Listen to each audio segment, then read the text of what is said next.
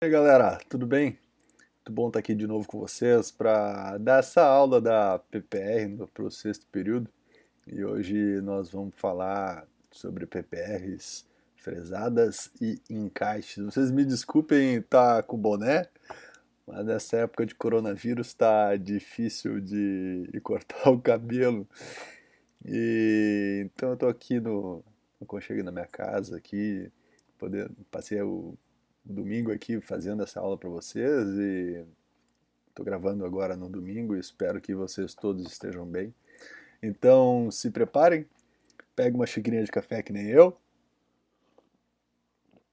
que a aula vai começar e eu vou abrir aqui a aula agora. Vamos lá.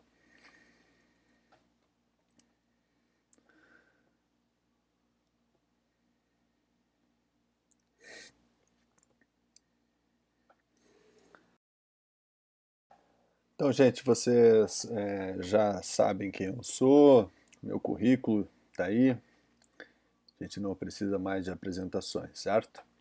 Então, como eu disse, hoje a aula é sobre as PPRs fresadas e de encaixe. E antes de iniciarmos, a gente precisa fazer uma revisão. A aula de hoje, ela tende a ser um pouco mais curta, porque a ideia aqui é apresentar para vocês como é que são feitas essas PPRs e alguns benefícios delas em relação à PPR convencional. Mas os princípios da PPR são os mesmos, tá? Então, os princípios, na verdade, do tratamento em si também continuam sendo os mesmos. Então, a gente precisa observar aqueles cuidados durante o planejamento, a ordem com que a gente deve planejar os passos, isso é muito importante, porque a gente está fazendo, nesse momento da prótese, é um momento de reabilitação. Então, é um momento que o paciente já tem todos os riscos biológicos já foram sanados, né? Então, caso ele tenha dentes que precisam de tratamento de canal, já foram resolvidos, os dentes que estavam comprometidos e não haviam possibilidade de utilização foram extraídos, as cáries foram removidas, as restaurações foram feitas. Então, o passo da prótese é o passo final. Então a gente lembra que a realização do trabalho clínico ele tem que ser apropriado, né? Então a gente já parte desde o início com os exames radiográficos, a montagem, né, a moldagem e para a confecção dos modelos de estudos. A gente já fez inclusive um desenho para a futura PPR, a gente já tem uma ideia de onde serão os suportes, seguindo aqueles princípios biomecânicos que vocês já estudaram, vocês já viram. A gente faz então como um ensaio a preparação e o desgaste nesses modelos de estudo, onde serão, ainda mais nesses casos de modelos fresados, né, de PPRs fresadas, é importante o estudo sobre esses modelos e vocês vão ver ao final por que eu vou dizer isso, onde eu vou apresentar um caso clínico meu. E a preparação clínica dos pilares, dos dentes pilares na boca é de essencial importância quando a gente vai trabalhar com encaixes intracoronários. A moldagem, a confecção dos modelos é um passo extremamente importante durante a confecção de próteses, afinal de contas, desculpa, a fidelidade desses passos é o que vai fazer com que a gente tenha uma precisão muito importante no resultado final. E a tomada da relação intermaxilar com os rodetes, tá ali, rosetes de cera, esse é o corretor, gente, dos rodetes de cera. Outro passo também que a gente precisa trabalhar com muito cuidado para a gente ter o correto posicionamento maxilar dentro do articulador e também do relacionamento entre as maxilas. Isso é algo essencial e que um erro nessas últimas duas fases, três fases ali, depois vai requerer um conserto, um percalço bastante grande para a gente conseguir corrigir esses pequenos erros, ainda mais uma fase tão assim no final do tratamento. Então vamos lembrar que o sucesso clínico ele depende do diagnóstico realizado pelo dentista. e de um planejamento, especialmente quando a gente vai trabalhar com prótese, a gente precisa ter uma boa comunicação com o nosso laboratório. Então, ainda mais hoje que a gente tem recursos digitais com, poxa, ferramentas como o Dropbox, uma máquina fotográfica, que hoje a gente não precisa, a gente consegue, não é que não precisa, a gente consegue sanar a falta de uma máquina fotográfica com o uso de um celular. E realmente é muito prático o celular, tu abre o celular e já tira foto diretamente do WhatsApp para o teu laboratório. Grava um vídeo ali direto, já fala direto com o teu laboratório está acompanhando teus casos online praticamente, tu está atendendo teu cliente, tu está filmando ali na frente dele, né? Eu não sei que na universidade talvez seja um pouco diferente, ainda mais agora que a gente está com essa dúvida se vamos, quando serão as clínicas, etc. Como a gente conversou durante essa semana, como os e-mails que eu recebi durante essa semana que vocês mandaram para nós. Então a gente ainda está em dúvida o que vai ser feito com essas clínicas, mas no momento correto, no momento adequado, vocês vão voltar às práticas clínicas e esse relacionamento aí com o laboratório talvez seja feito através de nós, mas é importante que vocês saibam que na vida profissional de vocês, vocês têm que ter um relacionamento estreito com o laboratório e muitas vezes eu, particularmente, eu sempre ligo para o meu laboratório, faço fotos iniciais, às vezes até monto no articulador e falo com o meu laboratório, peço a opinião dele durante o planejamento. É, que essa parte de planejamento é essencial para, especialmente quando o laboratório é quem vai executar essas peças. Então eles precisam da opinião prática deles. Entendam que mesmo vocês estudando muito, e eu espero que vocês façam isso ao longo da vida de vocês, o laboratório ele tem contato com muitas pessoas, muitos dentistas. E muitos dentistas que estudaram muito também, às vezes mais do que a gente. Então acaba que o laboratório é um agregador de conhecimento. Ele conhece, ele um bom laboratório tem um bom relacionamento com bons dentistas. Então ele vai ter um conhecimento, um know-how muito importante para o sucesso profissional de vocês. Então escolham sempre bem o laboratório de vocês. Escolham um laboratório de sucesso, não escolham um laboratório somente pelo preço, tá? Porque o sucesso de vocês depende dessa experiência que vocês terão com a experiência do laboratório, né? Então, unindo essas experiências e o convívio de vocês com respeito mútuo, quem realmente se beneficia é o paciente de vocês. E um bom laboratório, essa brincadeira ali do time, é que um laboratório precisa ter time, né? Precisa então ter uma técnica aprimorada, um correto uso da técnica com uma boa instrumentação, bons materiais e um bom equipamento, né? Então, o dentista ele é responsável pelo planejamento e o técnico em prótese dentária pela execução e o paciente, claro, também tem sua responsabilidade na higienização e manutenção dessas peças, tá? Então, o nosso momento de trabalho ele é um fragmento de tempo, né, em relação a quanto tempo que essa peça vai ficar na boca do paciente. Então, é evidente que, claro que erros críticos vão trazer falhas catastróficas ou falhas precoces, mas a higienização e a manutenção dessas peças é responsabilidade do paciente, ele precisa estar muito consciente disso para que quando os problemas surjam, ele venha à sua procura e aumente então o acompanhamento, né, de quem fez, de quem executou essas peças, é muito importante para a longevidade disso daí, né? E o dentista ele precisa conhecer as fases laboratoriais.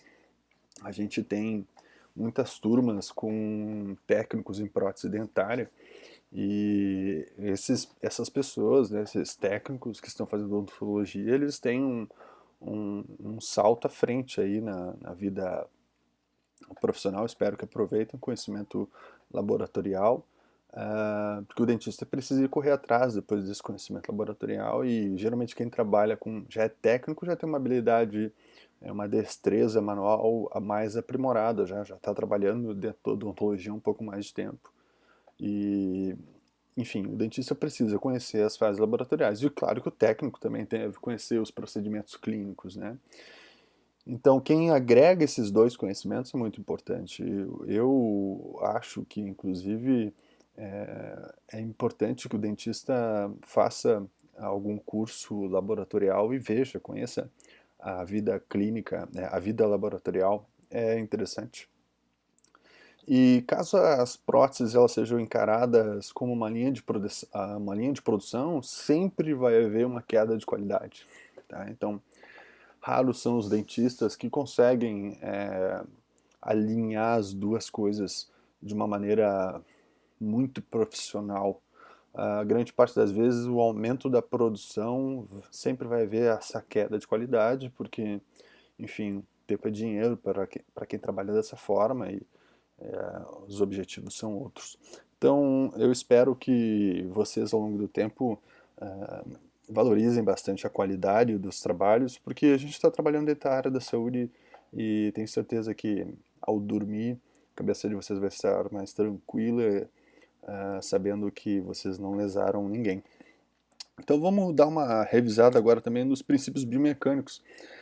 A gente tem falado durante essas aulas a respeito de retenção, né? Então, a habilidade da peça permanecer na boca no sentido do eixo de inserção, né? A habilidade dela de resistir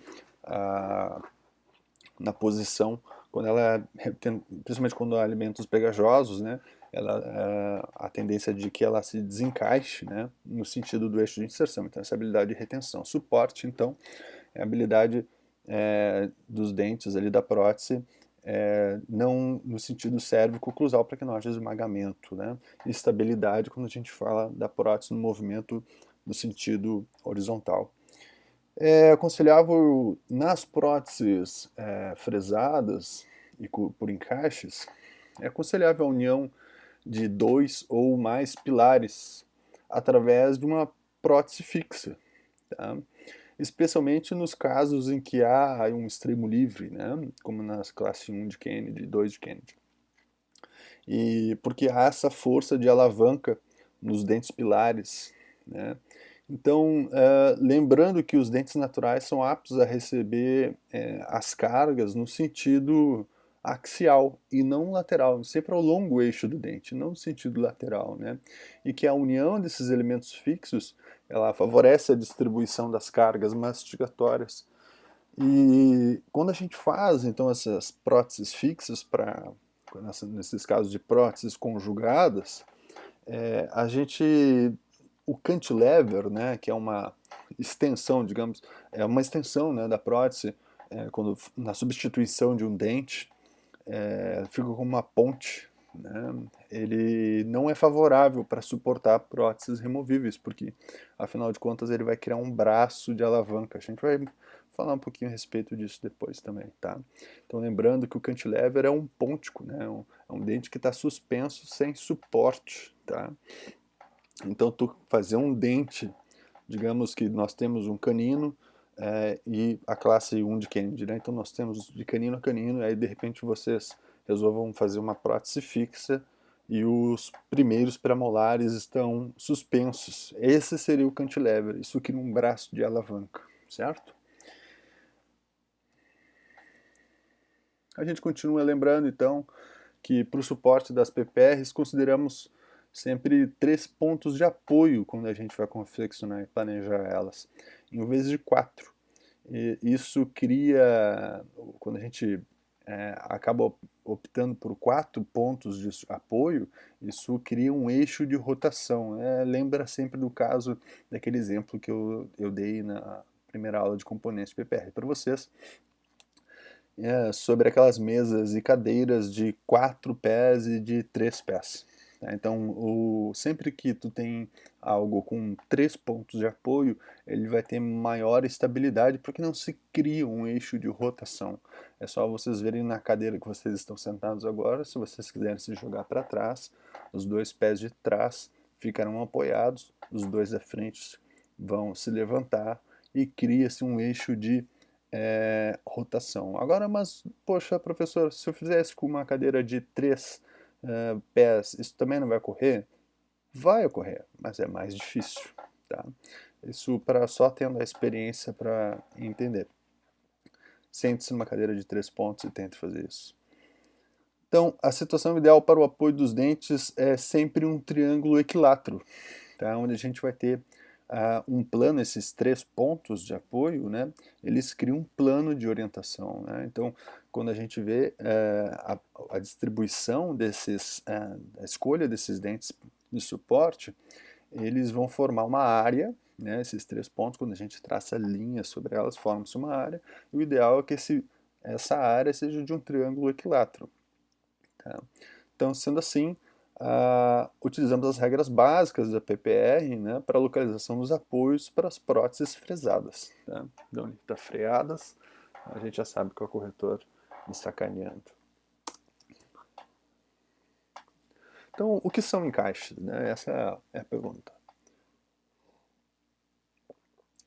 Os encaixes são essas superfícies tipo macho e fêmea, ou então positivo e negativo, né? São superfícies justapostas, onde uma se encaixa dentro da outra. E o atrito entre elas vai dificultar a separação. Tá? Elas podem ser intracoronárias ou extracoronárias. Sempre quando a gente fizer encaixes, a gente deve optar por um encaixe intracoronário. Ele é mais vantajoso. Tá? Ele, além de ter uma melhor axialização das forças, ele não vai criar um braço de alavanca, porque o intracoronário significa que a fêmea vai estar na parte fixa da prótese. Então, o encaixe negativo, ele vai estar dentro da coroa, porque a gente vai fazer uma coroa metalocerâmica nesses casos, né? Então, lembra, a gente tem que unir os dentes, certo?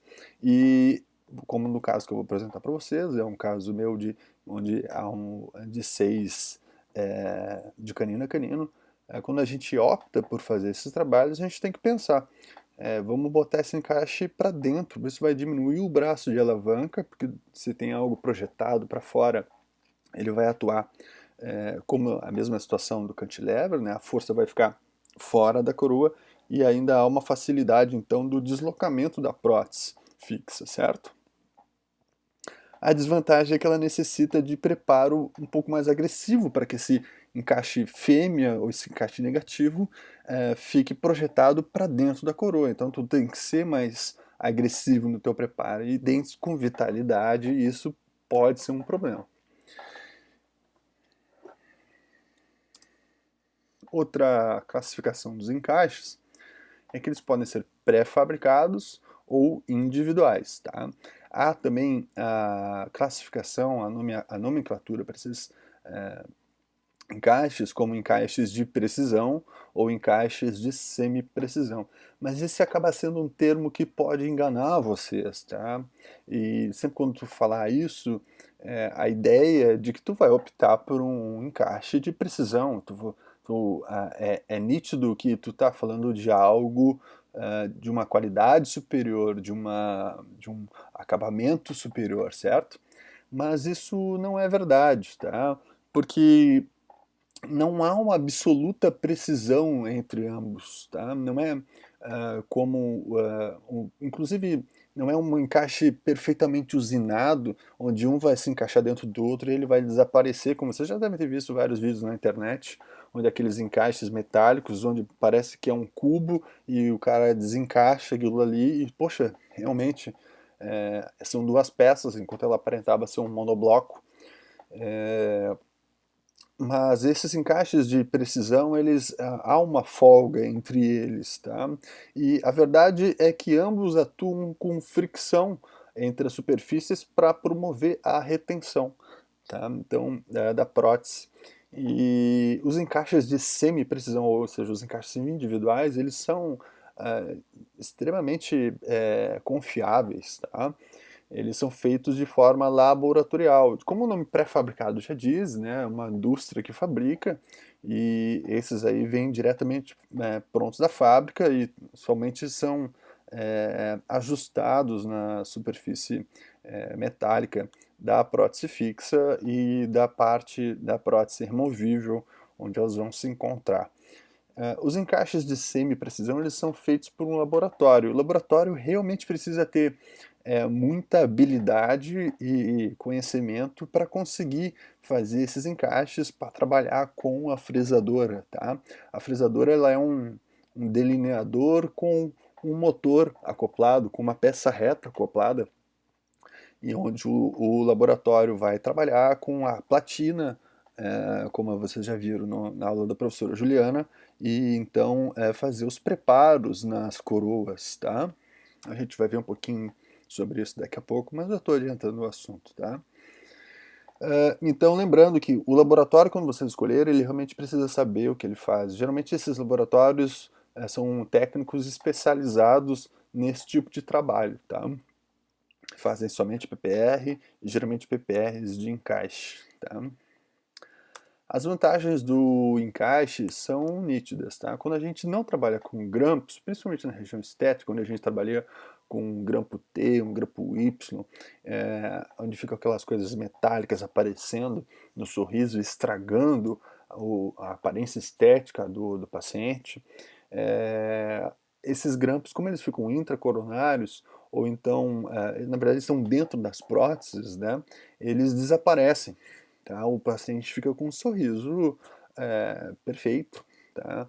Mesmo sendo próteses conjugadas, onde há o trabalho com cerâmico e a prótese removível, né? Na prótese fixa, uma metalocerâmica, e na parte da prótese removível, dentes de resina acrílica, dentes de plástico, né?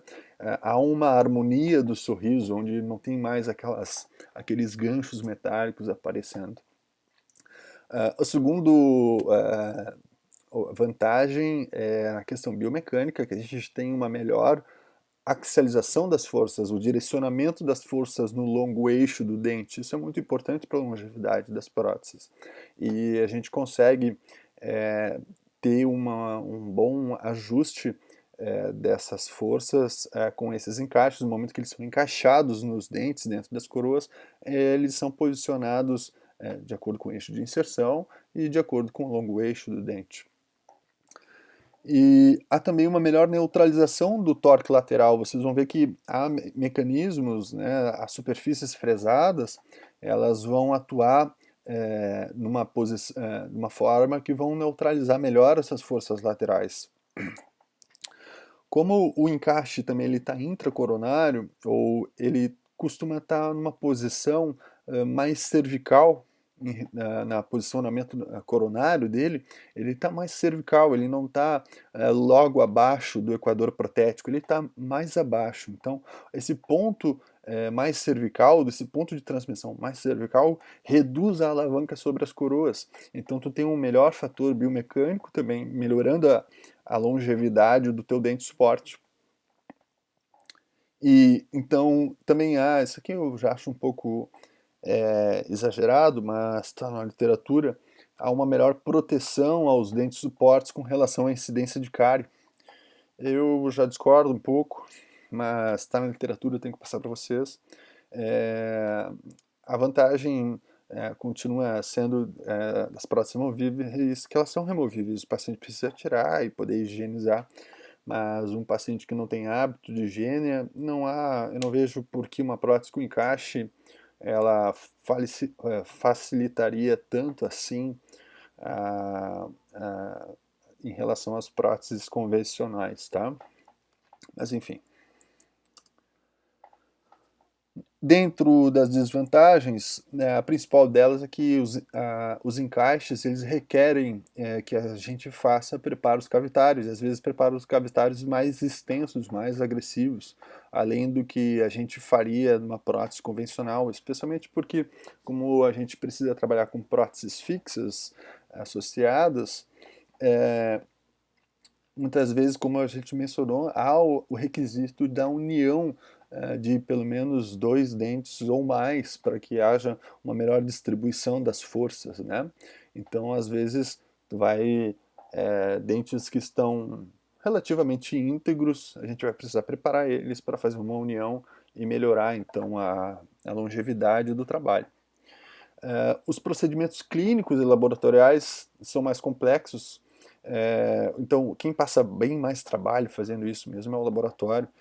Eles precisam ter um cuidado maior no momento, principalmente da fresagem, para que haja um encaixe bem orientado segundo o eixo de inserção e que seja fácil para o paciente colocar e remover, e além de tudo sem que haja de alguma forma que ela se tranque, né, que ela fique presa, né? Então não pode ter muita retentividade.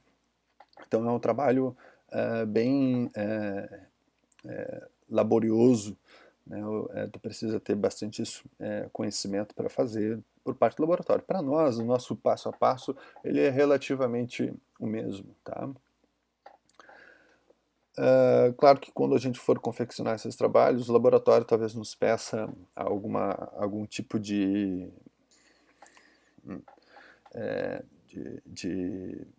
moldagem de transferência, algum passo a mais para que a gente possa ter uma melhor fidelidade do trabalho, mas isso vai ser orientado pelo laboratório quando vocês demonstrarem para eles que vocês têm interesse de fazer isso, e depende muito de caso a caso, tá? O desgaste por repetição, ele requer reparos para reativar a retenção. Então, assim como na prótese convencional, mas existe essa desvantagem do bota e tira, bota e tira, bota e tira. Vai precisar fazer reparos para que haja retenção dessas peças, mas eu confesso que esse desgaste ele é menor do que uma prótese convencional.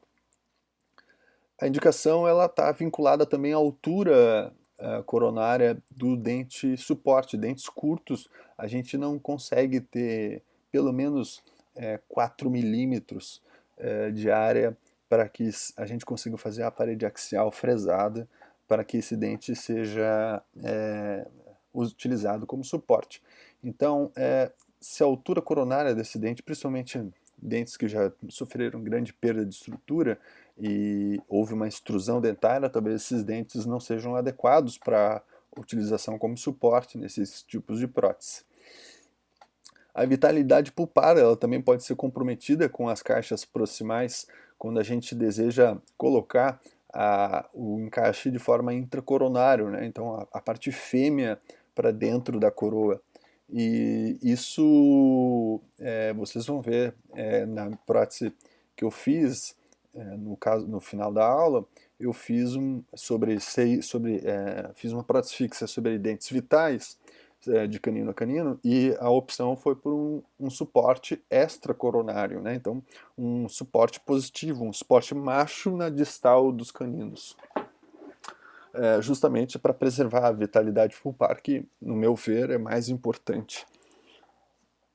Os consertos também são de difícil execução, porque tu precisa de um laboratório, o laboratório que vai ter que fazer esses consertos para ti, relacionados ao plástico, eles são relativamente fáceis, mas quando são referentes de repente a um encaixe que se danificou, já não é tão simples quanto um grampo que de repente alguma coisa tenha se danificado e tu facilmente com o alicate vai conseguir ajustar.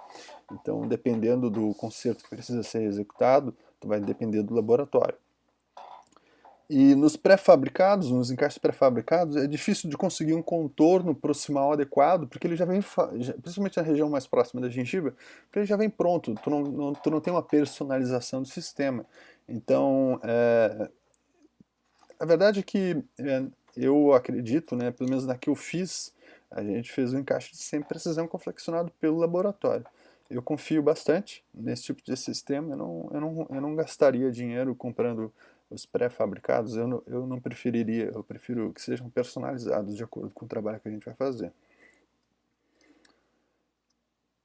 Então a indicação, né, ela pode ser por questões estéticas, pela nossa preferência biomecânica, como a gente já mencionou, aqui as vantagens, e também quando a gente tem dentes anteriores excessivamente inclinados, né? Então já tem uma questão estética envolvida, houve uma perda dos dentes posteriores, com uma sobrecarga nos dentes anteriores, que fizeram com que esses dentes fossem então projetados para frente, com aquele aspecto de limpa-trilho que a gente fala, né, com o trem, na parte da frente do trem, né, da locomotiva, tem aqueles limpa-trilhos, e a gente menciona que esse aspecto de limpa-trilho fica com diastemas entre os dentes, e de repente há o desejo de a gente conseguir consertar essa região e por parte do paciente, aí a gente opta por fazer prótese fixa nessa região,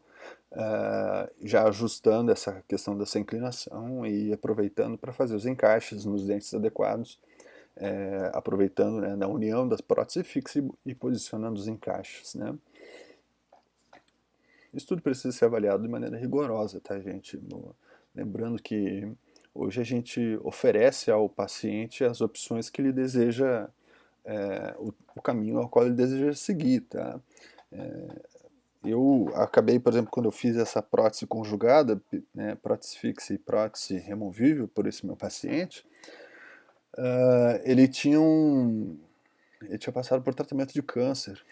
Então ele já tinha uma cicatrização bem dificultada e na questão, no arco superior ele precisaria fazer enxertos, porque ele perdeu os dentes posteriores já havia muitos anos, e para fazer uma cirurgia com implantes seria algo realmente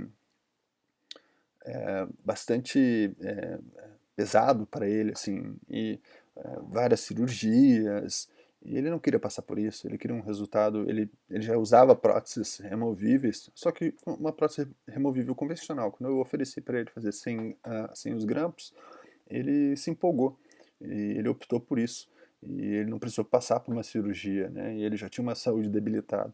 Então, vocês vão encontrar esses tipos de pacientes e que não querem passar por esses tipos de procedimentos cirúrgicos, sabe? Por melhor que sejam os benefícios que a gente mostra, etc., realmente quem escolhe o caminho que eles querem que o paciente, quem escolhe o caminho a ser trilhado é o paciente. Então a gente mostra as opções e eles escolhem, tá? E as próteses, para mim, fresadas, elas com encaixes, elas são próteses que entram bastante no meu gosto, principalmente pela questão estética e pela questão biomecânica. Então tu vai ter uma prótese de qualidade, de verdade, sem as queixas da prótese convencional, né? E com a facilidade de remoção e de higiene. Então o paciente fica bastante satisfeito, especialmente se ele já usou uma prótese convencional antes. As contraindicações continuam sendo as mesmas contraindicações da PPR, né? Pacientes que têm problema de coordenação motora, deficiências mentais, e ela tem um custo relativamente mais alto. Mais uma vez, eu estou colocando aqui o custo elevado porque ele está na literatura. É custo elevado comparado a quem? Né? Certamente os implantes são mais caros, tá? Próteses sobre implantes costumam ser mais caras. E ele é mais caro quando comparado à prótese convencional, tá? Então, não é assim algo tão exagerado, tá? Então, tá aqui custo elevado, mas lembrando que depende com o que a gente está comparando isso, tá? Vamos lá. Então, nós começamos a entrar agora no posicionamento desses encaixes, né? Lembrando, tudo isso é regido pelas regras da prótese convencional. Então, quando a gente fala dos espaços onde nós vamos posicionar esses encaixes, né? Lembrando onde a gente encaixaria os apoios das nossas próteses, é a mesma coisa, tá? Não tem muita diferença, tá? Lembrando que então esses encaixes eles vão unir toda aquela estrutura do grampo, não é verdade? Que tem o apoio, para que serve o apoio, né? Para que serve o braço de retenção, para que serve o braço de oposição. Toda aquela estrutura do grampo, ela foi diminuída a um encaixe. Então a gente vai ter retenção, vai ter o suporte, o posicionamento deles, né, formando de maneira adequada, né, o desenho do triângulo, a gente vai conseguir ter a estabilidade da prótese. Então, fica muito mais delicado o trabalho, tá? Então, lembrando que nos espaços intercalares, né, os dentes suportes receberão de forma direta, por meio de canaletas, né, localizadas ao lado do espaço desdentado. Então, vocês podem ver ali no premolar ali, que já está desenhadinho ali uma canaleta pequenininha, onde vai ficar o encaixe. no formato fêmea. Aí. Quando a gente vê esses preparos aqui, tá? Parece que eles estão sobre dentes, mas imagina que isso são coroas de prótese fixa, tá? Eu sei que parece que, de repente, vocês possam pensar que isso sejam dentes, mas na verdade são coroas de prótese fixa, tá? Nos extremos livres de classe 1 e classe 2 de Kennedy, esses encaixes eles estão entre duas coroas vizinhas à extremidade livre. Então a gente posiciona preferencialmente sobre mais na meia interproximal, né? Vai estar entre os dois dentes. A gente não coloca para distal. Por quê? Porque senão a gente vai trazer o dente que está ao lado do espaço desdentado para dentro. Né? Esse dente vai acabar se deslocando para dentro do espaço desdentado. Então, a gente diminui o braço de alavanca quando a gente posiciona esse apoio para o lado mesial, né? Nesses casos de extremo livre, né? Então, a gente transfere o eixo de rotação para um lado mais anterior. Isso vai diminuir o torque, aumenta a retenção indireta e a resistência ao movimento de translação, né? Quando a prótese quer se deslocar, a parte distal dela quer se deslocar para frente. Nas coroas isoladas, a gente vai fazer duas canaletas, uma mesial e uma distal. Tá? Isso evita com que esses dentes que estão sozinhos, né, a gente restaura os pontos de contato desses dentes por mesial e por distal, então a gente evita que eles façam alguma espécie de giroversão ou se inclinem para algum desses lados que estão desdentados, para algum desses espaços desdentados. Tá? E nos espaços intercalares estendidos, classe 4 de Kennedy, eles funcionam como extremo livre, então os encaixes vão estar entre duas coroas vizinhas ao espaço desdentado. Tá? Isso vai evitar também o torque direto sobre os pilares. Tá? Nos caninos, tá explosivos por natureza, mas não é explosivo, tá, gente? É expulsivos por natureza. E eles não permitem, então, a realização de canaletas. Por isso, pela expulsividade deles. Tá? Então, o apoio de símbolo, nesses casos, é a solução mais viável para que a gente consiga promover a estabilidade, né, da prótese. A estabilidade, lembrando que é no sentido horizontal da peça, né? Deslocamento no sentido horizontal da peça.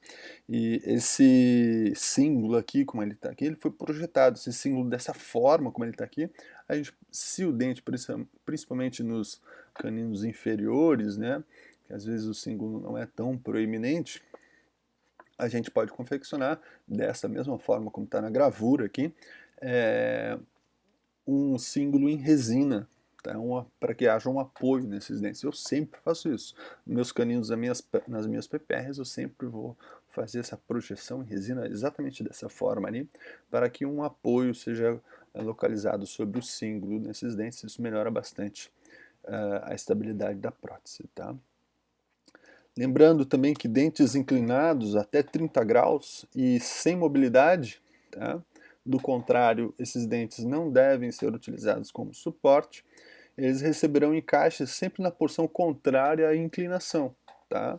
Isso vai fazer com que haja então a contenção do dente, então vai impedir com que esse dente continue a se deslocar em direção ao espaço desdentado e também vai redirecionar as forças no sentido do longo eixo da raiz. Tá? Vamos lá, vamos revisar um pouquinho do que a gente já mencionou, do que a gente já tem estudado até agora, e o que é o eixo de inserção, né? É a trajetória que a PPR vai executar, então, desde o primeiro contato com os dentes até a posição final da prótese, tá? Então, cada caso ele pode ter várias trajetórias de inserção. Então, considere que é muito importante a gente lembrar que quando a gente posiciona, escolhe os dentes suporte, naquele triângulo equilátero, se a gente traçar aquele triângulo equilátero, né, então vamos lá de novo. Quando a gente seleciona os dentes de suporte, né, em triângulo, cada dente, se a gente traça uma linha, une Então, todas as linhas a gente formou um plano, certo? É um triângulo equilátero. Tá?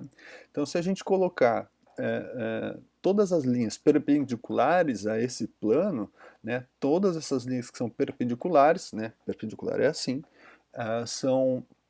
elas serão então paralelas entre si. Isso é muito importante. Tá? A gente, na hora de, nesses casos de PPR, principalmente PPRs fresados, porque a gente está definindo o eixo de inserção. Tá? Ainda mais que a gente está fazendo com trabalhos sobre próteses fixas, então a gente vai falar um pouquinho daqui a pouco sobre a obtenção do plano na platina, que vocês já viram isso também com a professora Juliana, mas essa parte é muito importante. Tá? Então, lembre-se então que todas as linhas perpendiculares ao mesmo plano elas são paralelas entre si. Tá? E todos os elementos da PPR eles devem ser rígidos, com exceção das pontas ativas dos grampos, quando eles estão presentes, né? Para que o eixo de inserção seja único. Então não pode haver movimentação dessa peça. Ao longo da vida profissional de vocês, algum laboratório pode ser que apareça para que vocês façam as chamadas flexites. São próteses móveis elásticas. Tá? Justamente por a PPR, um dos requisitos da PPR é que a estrutura metálica, que haja uma estrutura metálica e que essa estrutura ela seja rígida para que a gente impeça a movimentação dos dentes para dentro do espaço dentário, faça a contenção desses dentes, que haja também uma correta axialização, uma correta distribuição das forças ao longo eixo das raízes sobre os dentes de suporte, o apoio adequado sobre a mucosa. Quando tu trabalha com uma flexite, como ela é móvel e elástica, durante o uso dela com as cargas das forças mastigatórias, essa prótese ela vai se deformar, entende? Como ela se deforma, ela vai acabar puxando o dente suporte para dentro do espaço dentado. Então ela piora muito a condição do paciente, tá? Então, não façam, tá? Vocês estão prejudicando seriamente e prejudicando o rebordo ósseo, o suporte dentário, tu está abrindo espaços, diastemas entre os dentes, o dente está movimentando, isso dependendo se é um dente muito fragilizado, há então uma sobrecarga sobre a estrutura da coroa, esse dente pode vir a fraturar, tá? E acabar comprometendo, o dente já vai acabar sendo perdido por causa disso, especialmente dentes que têm pinos intrarradiculares. Então, PPRs do tipo Flexite são terríveis, tá? Então, lembre-se que a PPR ela precisa de uma estrutura rígida, tá? E que, então, quando tu define, né, todos os dentes suportes, eles estão paralelos, uma estrutura rígida, tu tem apenas um único eixo de inserção. Isso é importante porque tu melhora a retenção da peça quando ele está mastigando alimentos pegajosos. Se tu tem várias formas, essa prótese ela é, por exemplo, deformável como uma flexite, ou então esses eixos, né, esses dentes suportes, eles estão, essas linhas, né, que não estão perpendiculares ao plano, né, daquele triângulo equilátero, eles vão acabar fazendo com que haja mais de uma forma para que essa peça seja removida, tá? Através do eixo de inserção. Lembra? Retenção se refere à remoção da peça no sentido do eixo de inserção. Tá? Então, o paciente está mastigando um chiclete, esse chiclete pode fazer com que essa prótese ela seja removida. Se os eixos então não estão paralelos, há então um aumento do ângulo entre eles. Isso faz com que a prótese escape em qualquer sentido. Se tu tem eixos paralelos, somente vai poder ser removida em apenas um sentido. Então aqui vai haver retenção, tá? Porque há fricção entre as superfícies. Tá? Vamos lá. Então, quando a gente fala PPR e PPF, né, prótese fixa com encaixes unindo uma PPR, a gente está falando de próteses conjugadas, tá? E quando nessas próteses conjugadas, é importante que o eixo de inserção da prótese fixa ela seja ligeiramente diferente do eixo de inserção da tua prótese removível, né? Do contrário, se tu tem esses eixos iguais, no momento que tu está removendo a tua PPR, tá, tua prótese removível, tu está fazendo força sobre a estrutura fixa para que ela seja removida também. Tá? Inclusive, pode haver o deslocamento das coroas fixas junto com os núcleos que estão intrarradiculares. Então, eles precisam ser ligeiramente diferentes. Tá? Assim, gente, se vocês conseguirem fazer com que os dois eixos de paralelo coincidirem, nossa, vocês fizeram realmente uma proeza, tá? Não é tão simples assim, tá? Eu faço esse comentário aqui, mas não é algo simples de acontecer, tá? Então, quando a gente falava então sobre os planos, né? O eixo de inserção, como é que a gente vai encontrar eles, né? Através de três métodos, né? Um método de Holt, que são um método através dos três pontos, né? Dois posteriores e um mais anterior. Há também um método das bissetrizes, certo? Onde a inclinação dos dentes, a posição dos dentes mais inclinados, a gente tira a bissetriz desses ângulos e define então como esse sendo o eixo de inserção. E o método de Applegate, ou então o método das tentativas, onde a gente vai encontrar a melhor forma, né, de acordo com os preparos, de acordo com os dentes da boca, para definir o eixo de inserção, e esse é o método mais utilizado, tá? Tu vai mandar, se vocês fizerem, ok, mas geralmente isso é feito no laboratório, vai ser posicionado lá, esse trabalho, isso que é importante, que esse trabalho seja feito com uma boa comunicação com o laboratório e vocês, e vai ser definido então o posicionamento da platina, que a professora Juliana já mostrou para vocês que é a platina, no delineador, e então é definido como esse modelo vai ficar fixado na platina, certo? Então está definido o plano e o eixo de inserção da tua prótese. Tá? Então quando a gente vê aqui, esse aqui é a fresadora, tá? É muito similar com o delineador. Então, essa porção, a gente tem a base aqui, né? Onde é a parte fixa da nossa fresadora e também do delineador, a coluna vertical, certo? E aqui a gente vê sobre a base, a gente vê a platina, né? Onde tem a regulagem de inclinação e aqueles três, na platina ali, na superfície da platina, a gente vê três pequenas colunas e que elas então se aproximam e a gente consegue prender o modelo de gesso, e essa estrutura ela tem liberdade de movimento, né? Tanto no sentido anteroposterior e laterolateral. Então ele gira, né? E as fixações para que tu consiga definir, então, de acordo com o método escolhido, para definir os planos, o eixo de inserção, ok? Vejam que, então, há a parte da turbina ali, né? Onde há a fresa, o motor, certo? Onde vem o fio e até a parte onde seria a ponta ativa, ali tem uma broca. Então, com essa broca, a gente pode trocar, botar vários tipos de broca, definir rotação no painel da fresadora, de acordo com o que a gente vai fresar, seja metal ou seja cera, enfim. E vai conseguir, então, ter uma prótese com todos os planos, né, as superfícies fresadas, elas vão ter o mesmo eixo de inserção e vão estar paralelos e vai melhorar muito a retenção da nossa prótese, tá? Então vamos ver agora um pouco sobre o que são as partes constituintes dos encaixes, tá? É muito parecido com aquela aula nossa agora de componentes das PPRs, tá? Vamos imaginar que isso aqui sejam os componentes das PPRs fresadas, tá? Os componentes dos encaixes, tá? Mas é bem mais simples, eu não vou complicar muito a vida de vocês, porque a ideia aqui é apresentar as PPRs fresadas para vocês, tá?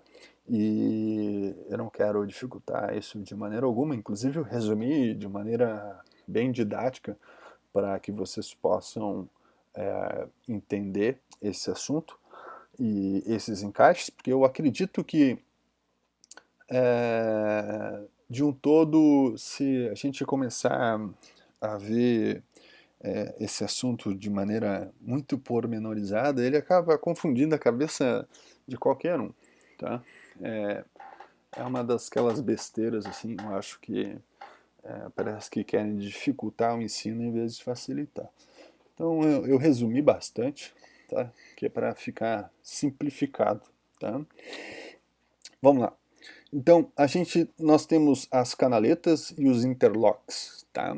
As canaletas, elas atuam como o suporte da PPR, aumentam a estabilidade, então lembrando que são sentido lateral, né, sentido horizontal, e transmitem as forças ao longo eixo dos dentes, ok? Elas estão localizadas nas cristas marginais, mesiais e distais, tá? Diretamente ao lado dos espaços desdentados, tá? Os interlocks, eles estão, na verdade, entre os dentes. Tá? Então, eles estão na área contígua de dentes vizinhos, na área interproximal. Então, ele vai pegar uma porção da crista marginal de um dente distal e outro dente mais mesial. Tá? Vocês vão ver daqui a pouco as gravuras, vai ficar simples de entender. Tá? A função principal é de suporte da prótese e também funciona para dar estabilidade. Tá? Ele não atua como retentor direto, porque não está ao lado do espaço desdentado. Tá? E ele neutraliza movimentos rotacionais e impede o deslocamento no sentido gengivo-oclusal também. Tá? A localização intracoronária ela permite que essa transmissão então das forças seja mais ideal, porque ela vai colocar essa força no sentido do longo eixo dos dentes suportes, tá? E os interlocks, eles também impedem, por causa desse, vai impedir esse deslocamento gengivo-oclusal, ele impede também o esmagamento da papila. Vocês vão ver alguns casos que eu vou mostrar para vocês, que é realmente assim, para complicar a nossa vida, que essa qualidade de impedimento do esmagamento das papilas, ela pode se perder de acordo com o desenho do interlock. Mas vamos lá que agora daqui a pouco vai ficar mais fácil. Tá? Então as canaletas, elas podem ser canaletas meio, tá? Como a gente vê agora aqui na gravura. Tá? Elas estão aqui na crista marginal, como vocês veem, e meio por quê? Porque ela tem metade de uma circunferência, 180 graus, ok? Então, quando a gente olha ali dentro, é só essa porção, essa metade que está intracoronária, por isso que elas são chamadas de canaletas meio. Tá? Elas são usadas em dupla, por mesial e por distal, então elas são utilizadas nos dentes que são os dentes isolados, ok? E elas têm a mesma eficiência que uma canaleta 3/4, que a gente está vendo logo abaixo aqui no slide. Aqui, tá? Tá descrito, a gente não tem a gravura ainda, a gente vai chegar daqui a pouco. Tá? Então as canaletas de meio elas impedem o movimento no sentido vestibulolingual. E a alteração dela tá, pode ser a canaleta do tipo T. Tá? A canaleta do tipo T é assim, ó. Elas são duas canaletas meio que são unidas. Tá? Então, essa é a variação da canaleta de meio, a canaleta T. Tá?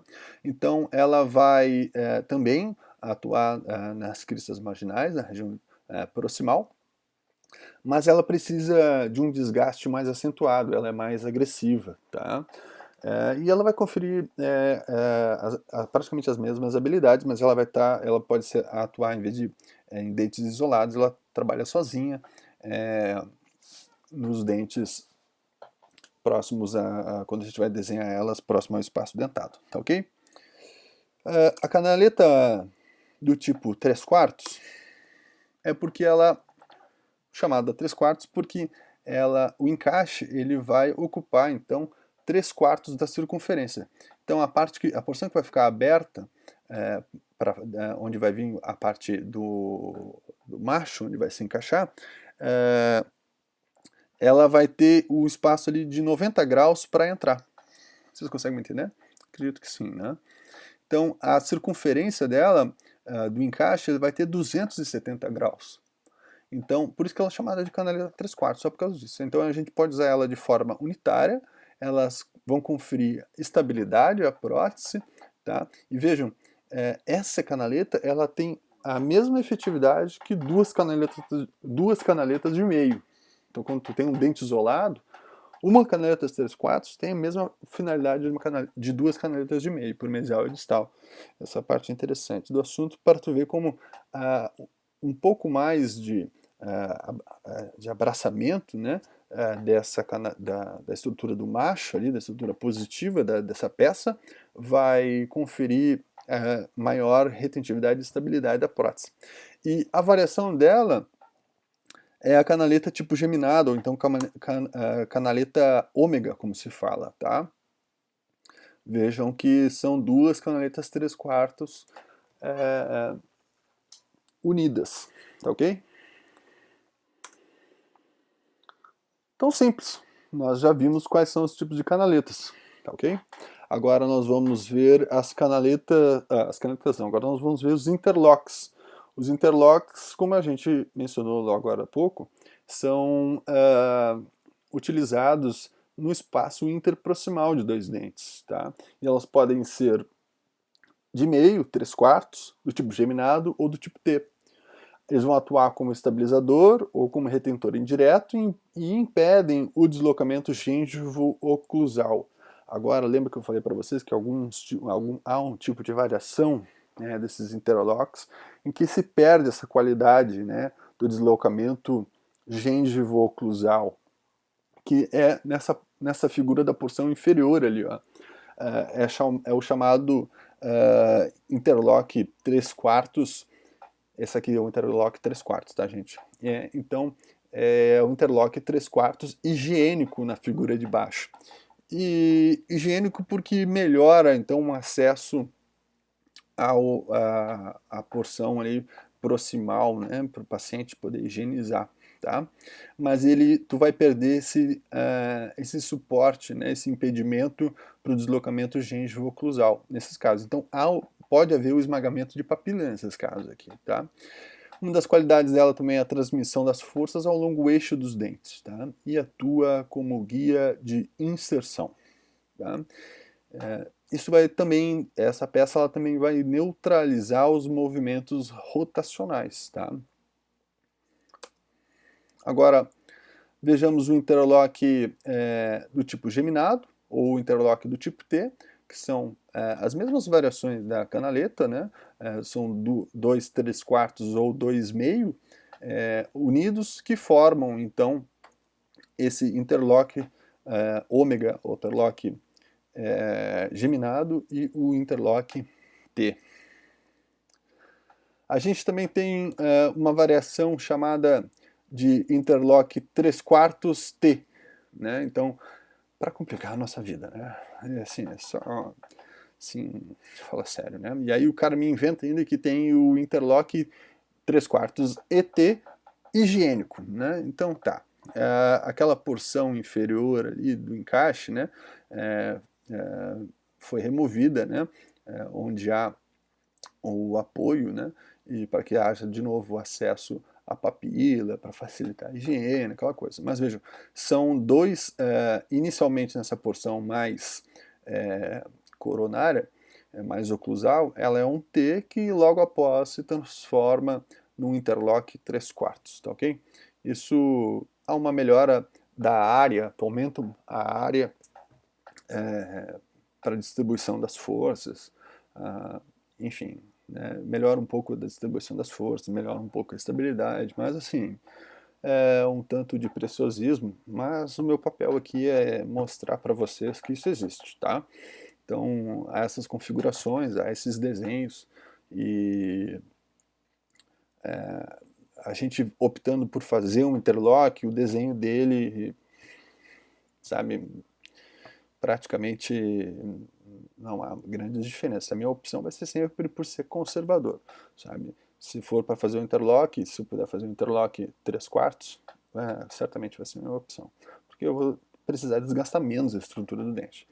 Poxa, mas eu posso fazer então um interlock 3/4 e T, porque afinal de contas essa porção oclusal, como na figura aqui, a gente já está planejado para ter um desgaste, né, do pilar, né, protético, aquela porção oclusal.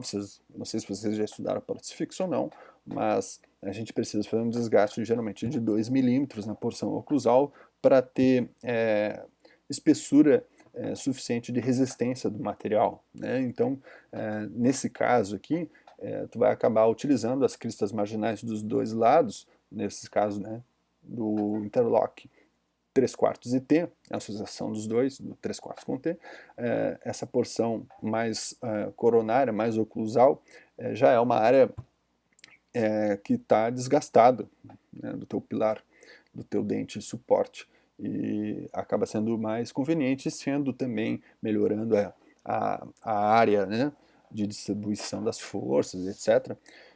Mas, gente, é um tanto quanto preciosista. Então, depende muito do teu laboratório, da tua conversa com ele, e se vocês puderem optar, sejam sempre mais conservadores, tá? Aqui, nesse caso aqui, ainda vejo vantagem de tu utilizar, porque tu mantém, como eu disse, tanto a estrutura dentária, tu vai preservar a estrutura dentária e aproveitar aquela área onde já haveria o desgaste para a tua coroa, na porção mais oclusal, na porção mais coronária, melhorando a estabilidade e a área para distribuição de forças, formando esse T aí, tá? Vamos então para o próximo componente dessas partes fresadas, das PPRs fresadas, que são o ombro, né? O ombro, ele atua como uma transição entre a coroa fresada e a contrafresa. Você já ouviu o que é a contrafresa? A contrafresa é a parte que vai dar a continuidade da estrutura dentária, né? Oposta à fresa, tá? Então ela vai atuar também o ombro vai atuar como guia de inserção e suporte da PPR, tá? Suporte no sentido cérvico-oclusal. E a gente pode classificar elas de acordo com a localização, que pode ser, né, um ombro oclusal, que é um ombro de suporte, um ombro cervical, que é um ombro de transição, ou o ombro concêntrico, que está na entrada das canaletas e dos interlocks, tá ok? E o formato deles pode ser reto, pode ser em formato de chanfro ou formato arredondado, tá? O formato reto, em ângulo de 90 graus, ele é de realização bem difícil e ele não é recomendável, tá? Porque como a adaptação fica bem dificultada com esse tipo de ombro e acaba que geralmente não há uma adaptação perfeita, tá? Então, quem vai fazer o laboratório, que vai fazer o teu técnico, quando vai fazer, geralmente ele vai optar por fazer um chanfrado ou o formato de ombro arredondado, tá? O ombro arredondado é o mais comum, afinal de contas, tu usa uma broca tronco cônica e vai servir, a maior parte das vezes vai ser esse tipo de ombro que vai ser executado. E, geralmente, esse ombro oclusal, ele vai acompanhar o formato do ombro cervical, tá ok? Então, especialmente nos casos do ombro chanfrado e do ombro arredondado. Tá? As áreas de fresa, tá? Partindo para o próximo componente, as áreas de fresa elas servem para distribuir adequadamente as forças, tá, mastigatórias através do dente de suporte. Tá? Além de tudo, eles vão estabilizar a PPR, a área de fresa, essa área que está na nossa tela aqui, amarela. Tá? Então, ela vai atuar estabilizando a PPR no sentido horizontal, tá? Porque vai encontrar então suporte ali para que essa prótese não se movimente, melhorando a estabilidade.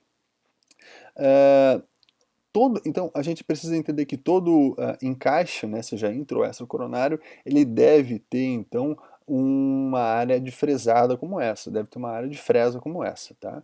E dependendo da liga metálica que é utilizada, especialmente se for utilizar uma liga nobre, a gente vai conseguir com que essa área não atue somente como uma área de estabilidade da prótese, mas também como uma área de fricção, onde vai melhorar a retenção da prótese, tá?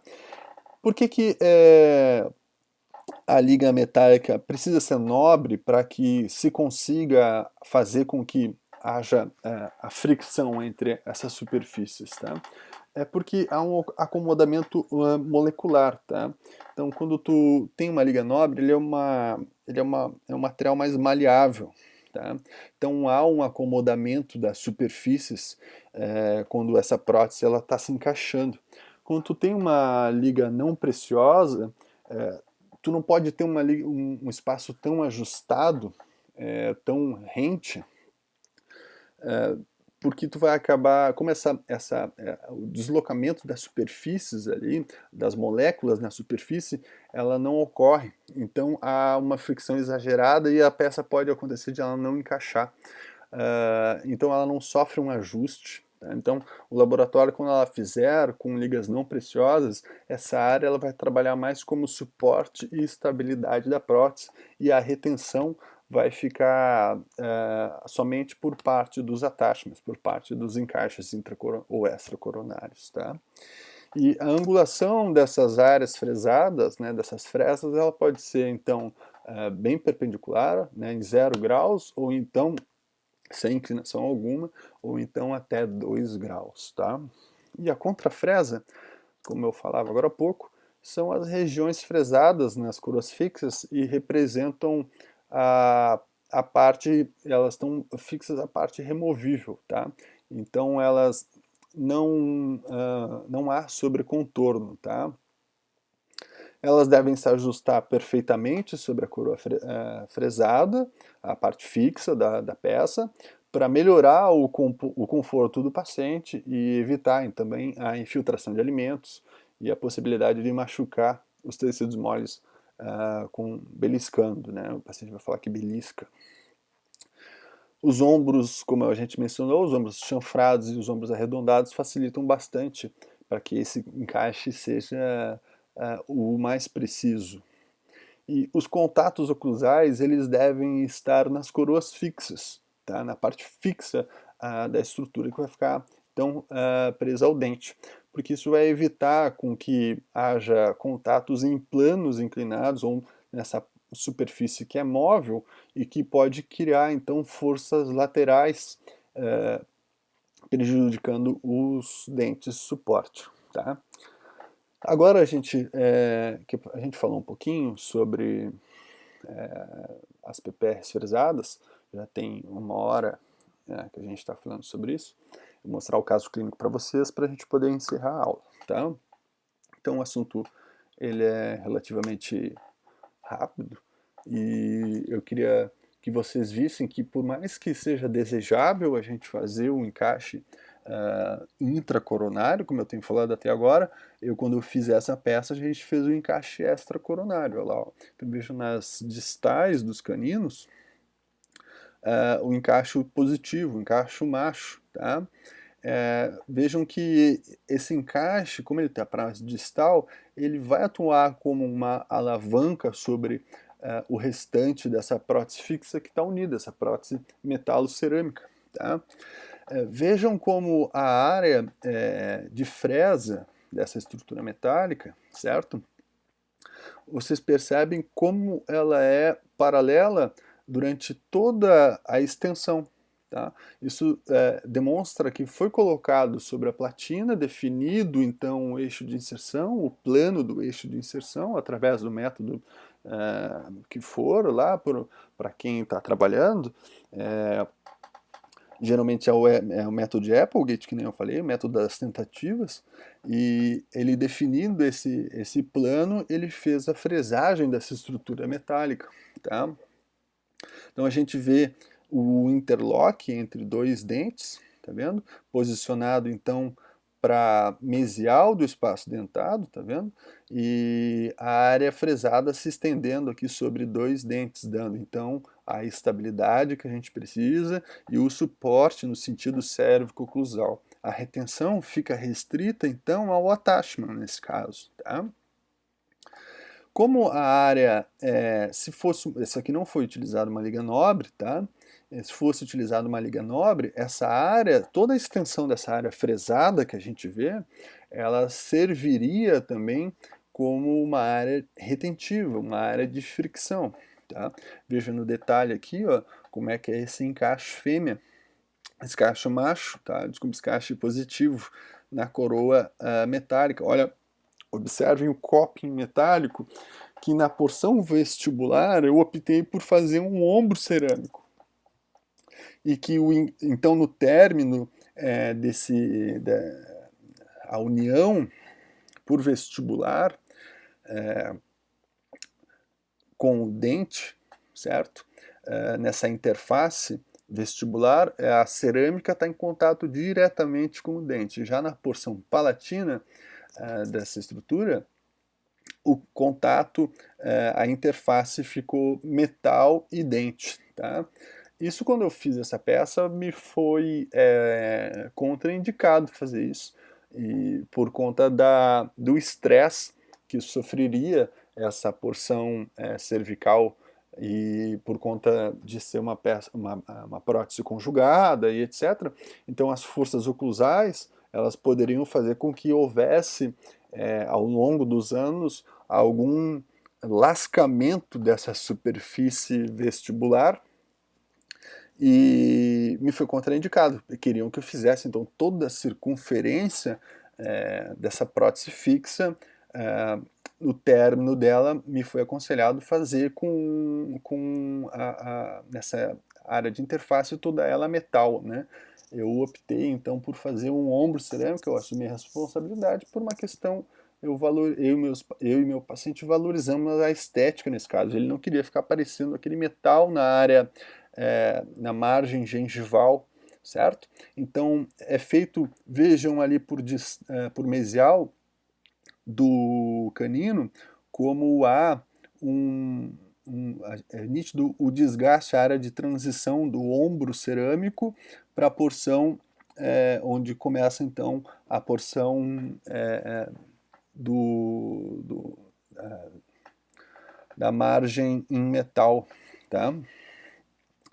Nessa outra figura fica mais fácil de ver onde houve o desgaste. Então é feito toda a estrutura metálica, e antes da aplicação cerâmica é feito esse desgaste nessa porção vestibular, para que seja feito a aplicação da cerâmica e o ombro cerâmico, né? Então isso melhora a estética da prótese, apesar de ser contraindicado para esse tipo de trabalho, e a gente assumiu a responsabilidade e deu tudo certo, não houve problema algum com isso, tá? Mas vejam também como eu fiz, como eram dentes vitais, eu fiz um preparo desse meu dente suporte, né, desse dente pilar. Eu não podia invadir muito nesse lado, na porção distal do canino, para que eu tivesse um encaixe intracoronário. Eu ia acabar, vejam como a porção positiva, né, que está aqui na peça, ela poderia estar na parte removível, certo? Mas vejam como precisaria entrar na coroa, ela precisaria invadir a coroa para que ela fosse intracoronária. E isso com certeza ia afetar a vitalidade dos meus caninos, algo que eu não gostaria de perder, por uma questão inclusive de sensibilidade oclusal. Um dente que é desvitalizado, ele tem uma menor propriocepção, e o canino a gente sabe que é um dente importante durante os movimentos excursivos, né, da guia canina e etc. Então eu não queria perder a vitalidade desse dente, a gente optou por fazer um encaixe extracoronário, mesmo que houvesse então um aumento do braço de alavanca, certo? E claro, e aí por isso que o aconselhamento de que não fizesse um ombro cerâmico, um ombro estético, por vestibular, ele foi muito bem adequado por parte do laboratório. Por isso que é importante tu escolher um laboratório experiente e que te ajude a trabalhar bem. E aí nesse caso, como eu falei para vocês, a gente assumiu a responsabilidade e graças a Deus deu tudo certo. Então vejam aqui no detalhe na parte removível da peça, tá? O encaixe fêmea, ou então o encaixe negativo, como pode ser mencionado, a área fresada da contrafresa, vejam, a porção do interlock que vai se encaixar e o ombro, como era chamado? O ombro convergente, né? Do interlock.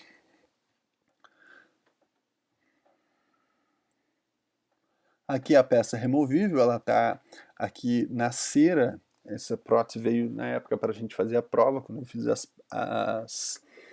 essas fotos. Vejam também como essa porção metálica ela não é lisa. Lembra que a gente falou isso, que essa porção rugosa ela facilita a umidificação da estrutura, né? Para que a saliva permaneça na estrutura. Vejam agora o encaixe de semi-precisão. Olha como a precisão, certo? Então ele não é de um todo impreciso como o nome faz parecer. Então aqui no outro lado, tá? Então o encaixe ele desapareceu, ó, dentro da PPR e ficou então essa porção fresada aqui atuando como retentor indireto da peça, certo? E do nosso interlock ali, ó. Ó a peça conjugada aqui dentro do modelo, certo?